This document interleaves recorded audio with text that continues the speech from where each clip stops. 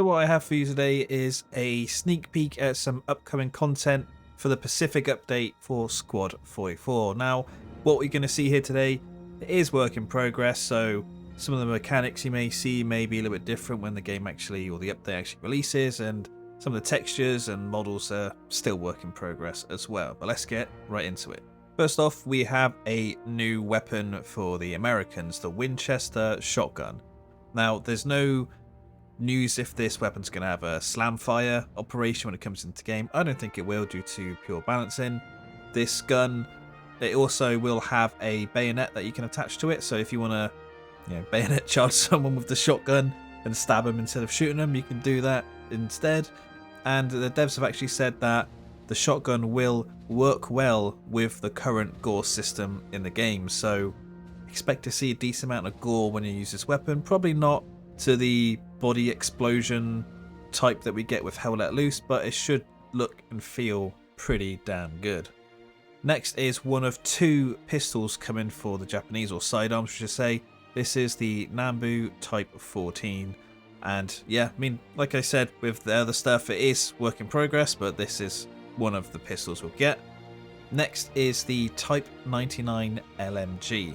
And this weapon for Squad and Squad 44 is a bit unique because I think it's the only weapon that's actually in game, or it will be in the game when the Pacific update releases, that you can switch between the iron sight and the scope that's on the weapon, which is pretty cool. So you can use it at range. I think they said it's got a 5x scope on it, but then switch to iron sight to use it for a bit more of a close quarter action, and it does have a fixed bayonet on it. Another thing that this weapon has is a hole on the back of the magazine. And when you're firing the weapon, you can see the rounds sort of going down the magazine. And while it's not implemented yet, what you will see is when you get to 4 rounds left, there'll be an actual counter that will appear in this hole. So you can just see there, you've got 4, 3, 2, 1 rounds left. So yeah, it's not in yet, but something will be in. And that's just a cool little feature. And this does look like a weapon that's going to be quite dominating. They said that the rate of fire is the same or very similar to the MG34. Next is another weapon for the Americans, and this is the M55 Rising. It's an early war submachine gun. You can see it's got quite a fast rate of fire, but in game it will only have a 12 round magazine. Now the weapon was actually developed to use more rounds or a bigger magazine, but I think there basically was issues with the gun, so due to the design issues with the actual gun, they lowered it to 12 rounds, so that's what is going to be used in game. I think they've said it may only be a weapon that will be given out to the armoured guys, because this weapon was pretty much replaced with the Thompson, so you're mainly going to see the Thompson in use in the infantry squads. But it's good to have that extra variety of weapons in the game.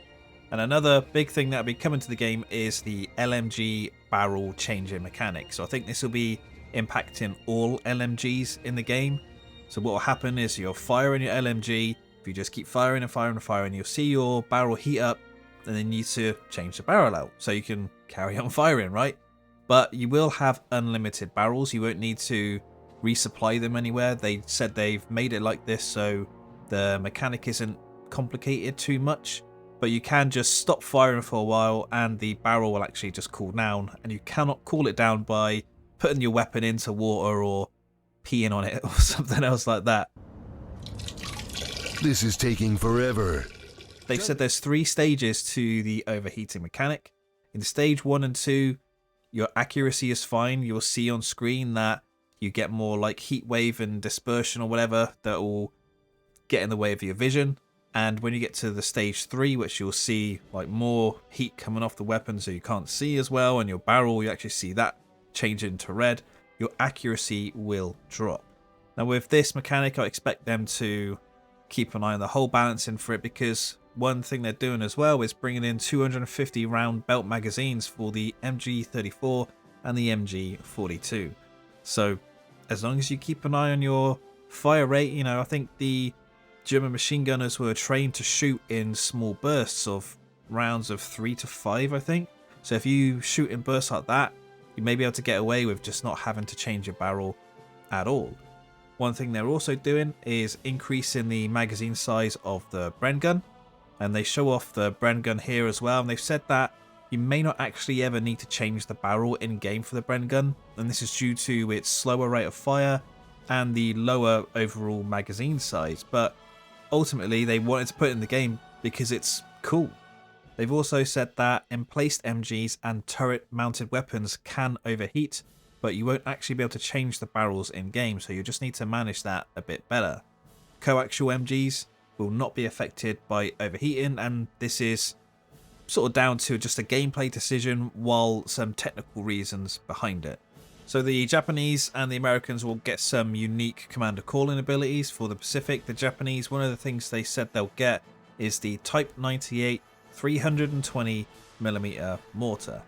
Now this is a huge mortar, and they've said that because of the size of it, yeah, it's not going to be just something a squad will get because it'll be too overpowered, so that will be a commander call in for the Japanese. The Americans will be able to call in a barrage from their navy to hit the island, which will be cool, and be able to call in Corsair planes. Now on the sort of wish list that they want is to possibly bring in Body Dragon from Squad. Now if you don't know, with Squad, if a player's downed, you can interact with his body and drag him, so then your medic can do his duties on the other player, the down player, while behind cover. Now bringing that into Squad will be great, to be honest. And since Squad 44 initially started as a mod for Squad and they're built off the same like core code, hopefully this is something that they will actually bring in. They've also said for the Pacific that they want flamethrowers and flamethrower tanks, but this isn't guaranteed, and really it's going to be due to the technical reasons behind implementing flamethrowers well. They've said if it does come in, it's definitely not going to be in for the actual Pacific release, it'll be a future thing. And this information came from a live stream that they did. You can see that there was a community manager from Off-Road Industries and Katz, who's working for Mercury Arts, who were originally a mod team for Squad 44, but they now lead the development for Squad 44. And I believe these live streams are held monthly on their Twitch channel, which I'll try to remember to put into the description so you can follow them, so you can watch this stuff live when they actually show it. And I think them doing stuff like this, considering that they are a small dev team working on Squad 44, and we know the player base is small for the game as well, just doing this stuff and interacting with the community, I think another World War II game can learn a hell of a lot from this. And yeah, I'm talking about Hell Let Loose. Well, I think Hell Let Loose have just done something good with the console server browser and private servers for consoles. We know their communication is non-existent, and there is a lot more money behind Hell Let Loose. I mean, the game was purchased for about £40 million, I think it was, or $40 million.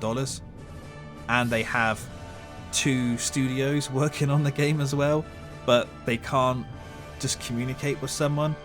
I mean, when I was a war correspondent, I recently left the war correspondent, which is the partner program with Hell Let Loose. Like, no one from Team 17 was communicating in the partner Discord. The only people talking in there were us content creators and mods, and communication from them in their Discord and just anywhere is non-existent. They really need to step up their game because they do. To be honest, that's all you really need to say about that. But seeing this from Squad 44 is just damn good, and it shows how passionate they are about developing this game. I mean, Mercury Arts, the team that are now developing it, which is Kat's leading the project, like I said, they were a mod team working on a mod. I think it's Chapter Mercury they were developing. These guys have got like thousands of hours in the game individually, so they are really passionate about bringing this game forward and just improving it, really. And that's why I think people should keep an eye on Squad 44 more and jump into it. I think they're doing a really damn good job, and Team 17 are not. But let me know what you think about the development of the Pacific for Squad 44, and if you like this video, give it a like, dislike if you didn't. Thank you for watching, and subscribe for more.